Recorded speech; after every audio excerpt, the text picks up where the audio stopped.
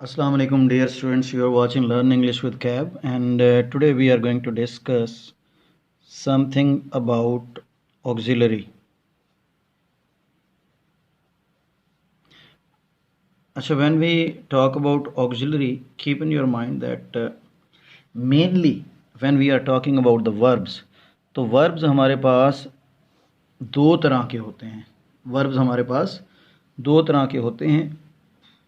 Number one auxiliaries होती हैं और नंबर टू मेन वर्ब्स जिन्हें आप लोग कहते हैं जिसमें एक्शन वर्ब्स एट्सेट्रा होते हैं.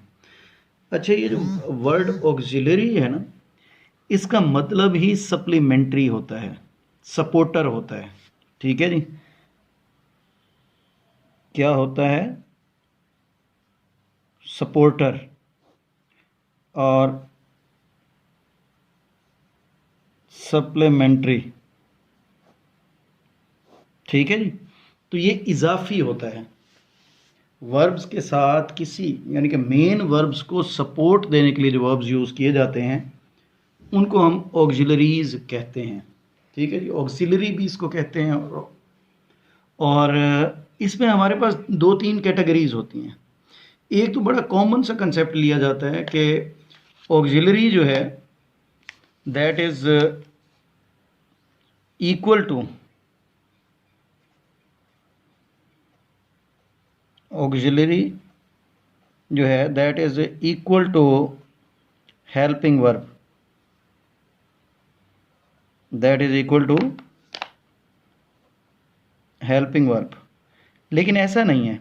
My dear students, keep in your mind that helping verbs इसमें ज़रूर इंक्लूड होते हैं, लेकिन अगर हम लिंकिंग वर्ब्स को देखें they are also included in this. ठीक है जी, अगर हम प्राइमरी ऑक्सिलरीज को देखें, प्राइमरी ऑक्सिलरीज ये भी इसमें इंक्लूड होते हैं और मॉडल्स भी इसमें इंक्लूड होते हैं. ठीक है जी, कीप इन योर माइंड ये चार चीज़ें, these four things, 1 2 and 3, they are known as auxiliaries. अब इसमें मॉडल्स हमारे पास सबसे नीचे है, तो मॉडल्स को ही हम ले लेते हैं पहले. अच्छा, मॉडल्स में हमारे पास बड़ा कॉमन सा कंसेप्ट है. आप लोगों को इसका आइडिया है कि अगर हम कहते हैं कि कैन, कुड, विल, वुड और शैल, should, may, might,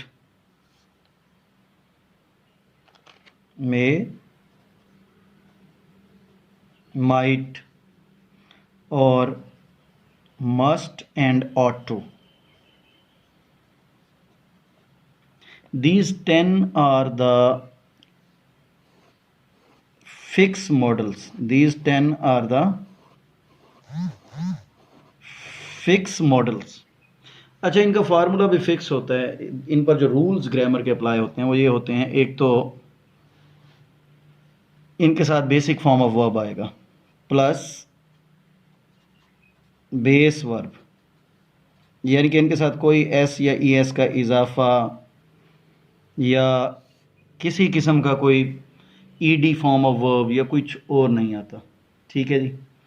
number two, they are never changed. They are never changed. Number three, they don't have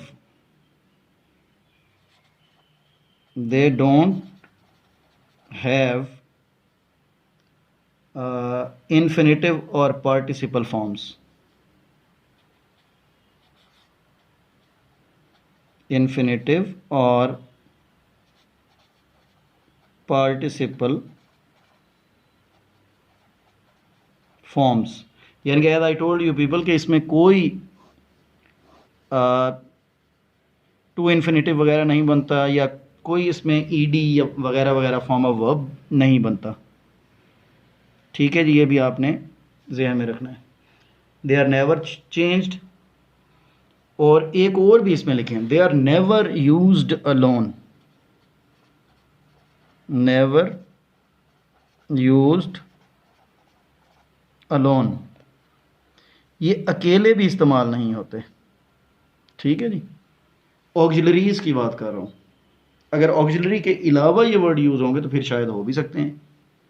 इसके अलावा हमारे पास मॉडल्स में बेटा कुछ सेमी मॉडल्स होते हैं जो कि some time as a modal verb use होते हैं, सम टाइम नहीं होते। उसमें हैड बेटर है,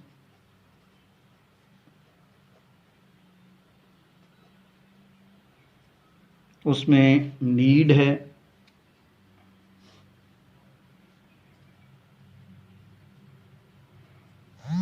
and we have dare. My dear students, keep in your mind that when need and dare are being used before subject and before not, right, they are known as modal verbs, और इन पर फिर models के जो rules हैं वही apply होंगे। यानी कि you need not go there, you need not go there, ये नहीं हो सकता कि you need not to go there.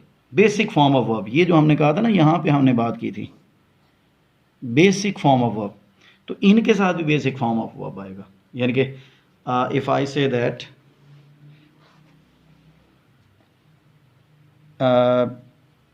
She had better leave, she had better leave this city। ठीक है जी। In the same way if I say that how dare you say that, अच्छा ये यहाँ पे याद रखेंगे, अगर how dare you said that कह दिया तो मिस्टेक है। ठीक है जी, यू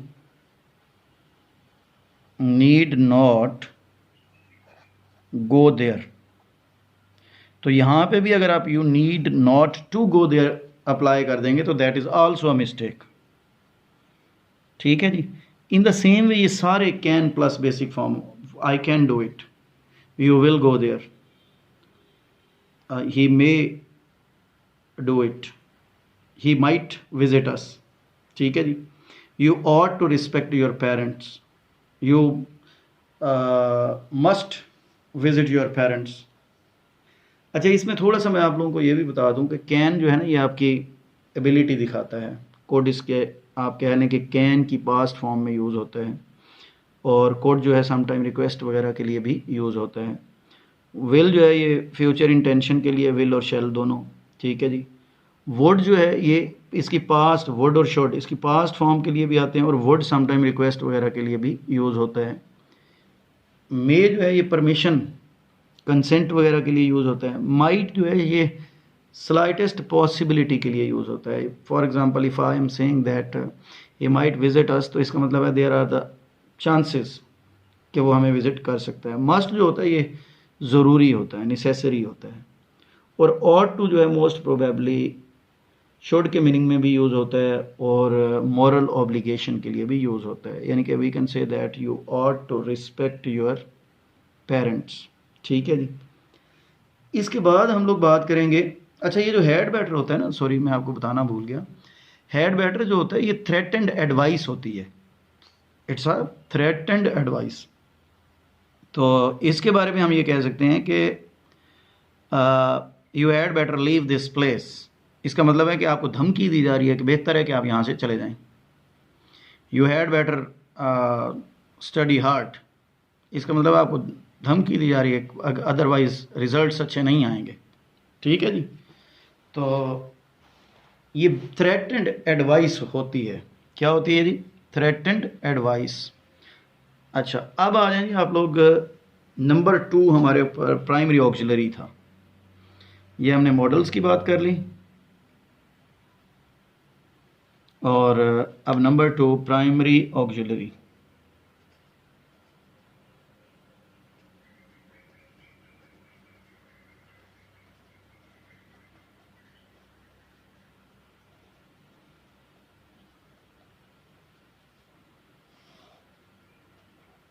अच्छा, ये प्राइमरी ऑक्सिलरीज जो है ना, याद रखिएगा, मैं आपको कुछ एग्जांपल्स देता हूँ। जैसा कि if I say that I am having my dinner, या मैं ये कहता हूँ कि I have done my dinner.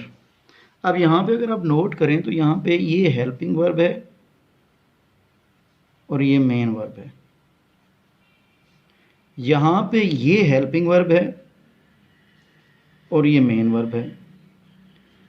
अब यहाँ पे ये जो हैविंग है मेन वर्ब, और यहाँ पे ये हेल्पिंग वर्ब, इसका मतलब है कि हैविंग जो है that can be use, have जो है ये मेन वर्ब के तौर पर भी यूज़ हो सकता है और हेल्पिंग वर्ब के तौर पर भी यूज़ हो सकता है। तो जब कोई वर्ब दोनों तरह से जो कि यूज़ हो सकता हो और वो एज ए ऑक्सिलरी यूज़ हो रहा हो, तो उसको हम कहते हैं प्राइमरी ऑक्सिलरी। इसमें हमारे पास 3 फेमस प्राइमरी ऑक्सिलरीज हैं। Number 1 be verb, number 2 have as I told you people, number 3 do. We say that she has done her work, she has done her work, but again I say that she was doing her work। Sorry, यहाँ पर तो फिर main verb है। अब इसको auxiliary में लेते हैं। she did not do her work।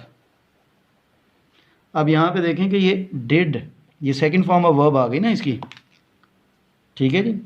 तो यहाँ पे ये हेल्पिंग वर्ब है, यहाँ पे ये मेन वर्ब है, यहाँ पे ये मेन वर्ब था, यहाँ पे भी ये मेन वर्ब था, क्योंकि हेल्पिंग वर्ब्स तो साथ ये आए हुए थे, वॉज और हैज़, ठीक है जी। तो अब ये फिर यहाँ पे डू भी आपके पास क्या हो रहा है, as a helping verb and main verb तीनों के तौर पर यूज़ हो रहा है। Is that clear? ये आपके पास प्राइमरी ऑक्सिलरीज। पहले हमने मॉडल्स की बात की थी ऊपर।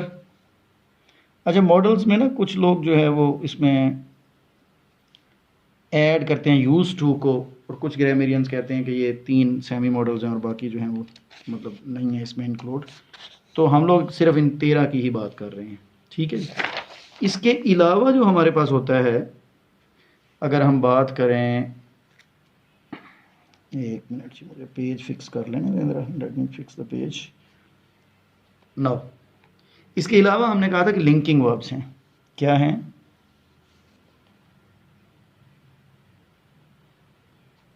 लिंकिंग। अच्छा, ये थोड़ी सी ब्रॉडर टर्म है, linking verbs.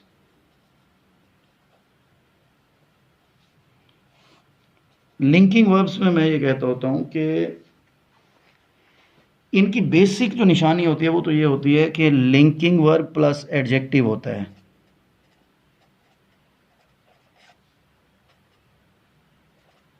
Linking verb plus adverb नहीं होता। लिंकिंग वर्ब प्लस एडवर्ब नहीं होता, बल्कि एडजेक्टिव होता है, ठीक है जी। अब किन वर्ब्स के बाद एडजेक्टिव आता है, क्वेश्चन ये है। एक तो हम लोग कहते हैं कि सेंस वर्ब्स। सबसे पहले मैं ये कहता होता हूँ कि सेंस वर्ब्स जो हैं जिनको आप सेंसुअस भी कहते हैं, कुछ लोग सेंसरी भी कहते हैं, ठीक है जी। इनके बाद एडजेक्टिव आता है। दूसरे नंबर पे बी वर्ब्स के बाद एडजेक्टिव आता है। तीसरे नंबर पे कुछ सर्टेन वर्ब्स हैं, सर्टेन वर्ब्स जो कि रिप्लेस हो सकते हैं बी वर्ब से, जिनको बी से बदला जा सकता है, ठीक है जी। अब जैसे सेंस वर्ब्स में तो हमारे पास कौन कौन से वर्ब्स आते हैं जी। अगर हम सेंस वर्ब्स की बात करते हैं तो we have feel, we have smell, touch, taste, see, look, hear, sound,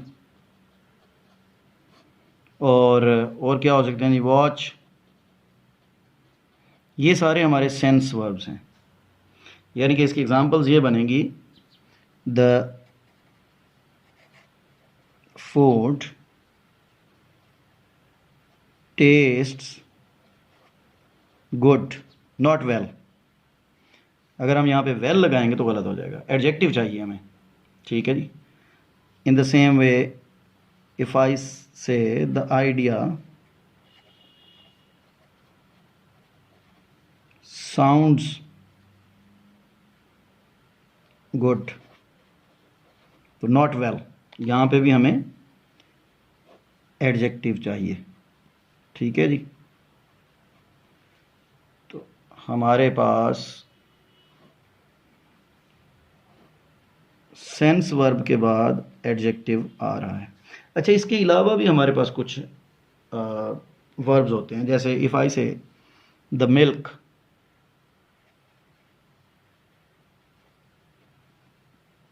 the milk may turn sour.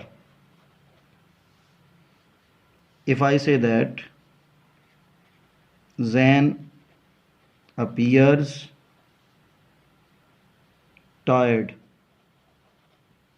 ठीक है जी। If the food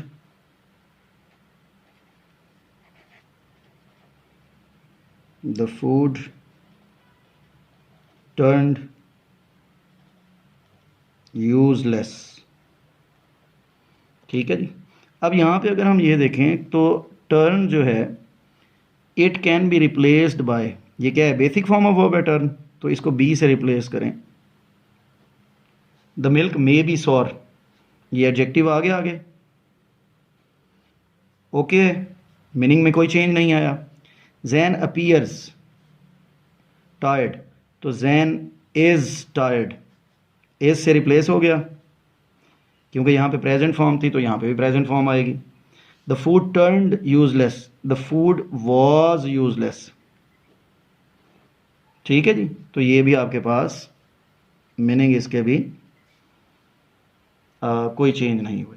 तो ये here we can say that ये जो टर्न है, ये जो अपीयर्स है, ये जो टर्न यहाँ पे भी आ गया, तो they are also the linking verbs, they are also the linking verbs. यहाँ पे आप लिख लें इनको भी, इसमें टर्न हो सकता है, इसमें अपीयर हो सकता है, इसमें मेक भी आता है, ठीक है जी। कुछ और सर्टन वर्ब्स भी हो सकते हैं। बस इनका फार्मूला ये होता है कि इनके बाद आप हमेशा एडजेक्टिव लगाएंगे। और फिर मैं आपको बताता चलूं कि लिंकिंग वर्ब को जांचने का बेहतरीन फार्मूला है, it can be replaced by be verb. जो भी वर्ब है उसकी जो भी फॉर्म दी गई है, आप बी वर्ब की उसी फॉर्म से बदल दें, सेंटेंस के मीनिंग चेंज नहीं होंगे। ये जो मैंने यहाँ पे लिखा था ना, ऐसे वर्ब्स जिनको बी वर्ब से बदला जा सकता है, तो ये बड़ा इंपॉर्टेंट है। यानी कि all the linking verbs can be replaced by be auxiliary. ठीक है जी। और मैंने आपको बताया इसमें सेंस वर्ब्स हो सकते हैं, कुछ सर्टेन वर्ब्स हो सकते हैं, और बी इटसेल्फ। इसके बाद हमारे पास है जी helping verbs. Finally will go with helping verbs. अच्छा, ये जो हेल्पिंग वर्ब्स होते हैं ना, my dear students, keep in your mind के बड़ा कॉमन सा कंसेप्ट है। इसका मतलब अगर हेल्पिंग वर्ब है तो प्लस मेन वर्ब भी होगा, क्योंकि सपोर्टर जो है वो मेन बॉडी होगी तो उसको सपोर्ट करने वाली बॉडी होगी।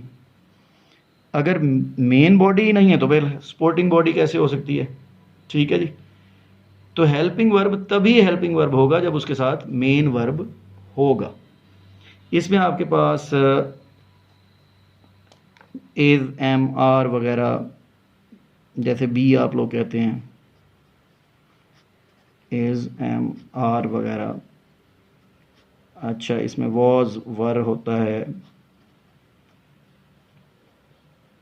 इसमें शैल, विल होता है, इसमें हैज़, हैव होता है।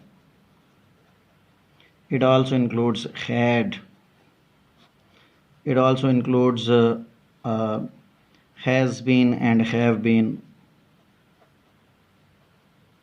has been and have been. इसमें we can have shall be and will be. We can have shall have,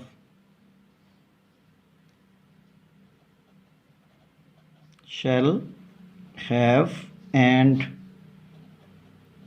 will have. Right जी? All these are known as helping verbs. All these are known as helping verbs. But keep in your mind, when they are occurring with the main verb, तभी ये helping verb होंगे। इनके साथ main verb का होना ज़रूरी है। अगर मेन वर्ब नहीं है तो फिर ये हेल्पिंग वर्ब नहीं है। ठीक है जी। For example, if I say that she is weeping, she is weeping, तो यहां पे अब इज हेल्पिंग वर्ब है। But when I say that she is nice, अब यहां पे ये हेल्पिंग वर्ब नहीं है, क्योंकि मेन वर्ब तो है ही नहीं। अगर मेन वर्ब नहीं है तो इसका मतलब है ये तो खुद मेन वर्ब का काम कर रहा है। ठीक है जी। तो इसी तरह से दे आर